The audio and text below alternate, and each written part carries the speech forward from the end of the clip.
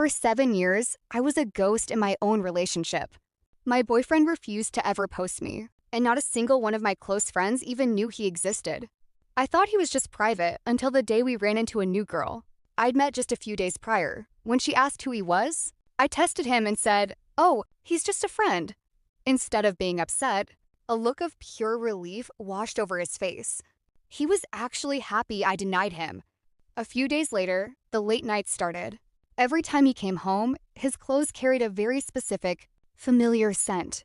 It was her perfume. I was the one who had actually introduced them, and now I was watching them meet up and kiss. I saw it multiple times. I was so emotionally drained that I didn't even have the power to confront him. We just completely drifted apart, and he was so wrapped up in her, he didn't even notice. But there was another man in my life. For 8 years, this guy had been consistently pursuing me, constantly proposing, but I had always turned him down out of loyalty to a boyfriend who was actively hiding me.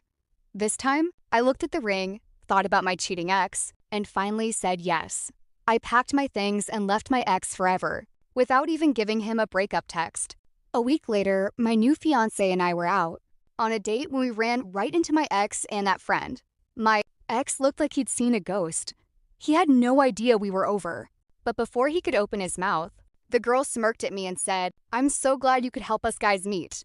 By the way, we're dating now." I just nodded. My ex looked past me, his eyes locking onto my new boyfriend in absolute shock and recognition. He gritted his teeth and spat out, "What are you doing here with her?" That's when my new boyfriend stepped up. He smiled down at me and then looked directly at my ex, completely radiating winning energy. He looked at him like he had just won the ultimate prize and said, "Oh, I've been proposing to her for 8 years, and she finally said yes. I'm the luckiest man alive." The confidence in my fiancé's eyes was unmatched, and I could literally see the toxic rage boiling in my ex's face. The tension was so intense that I actually stumbled. Instantly, my fiancé caught me, picked me up right in front of them, and carried me to the car. As he put me in the passenger seat, he looked at me and, "Don't be scared of him." I was shocked. I had never told him about my ex. I looked him in the eyes and whispered, "Are you not worried that I might just be using you?" He didn't even blink. He just smiled and then used me.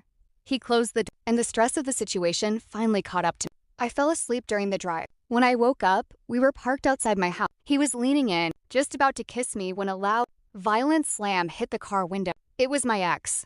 My fiancé stepped out of the car, and immediately they started fighting. But as they were swinging at each other, my ex screamed in delusional fury, "I knew you were chasing her for 8 years, but you're just a pawn. She's been in love with me for 7 years, only using you."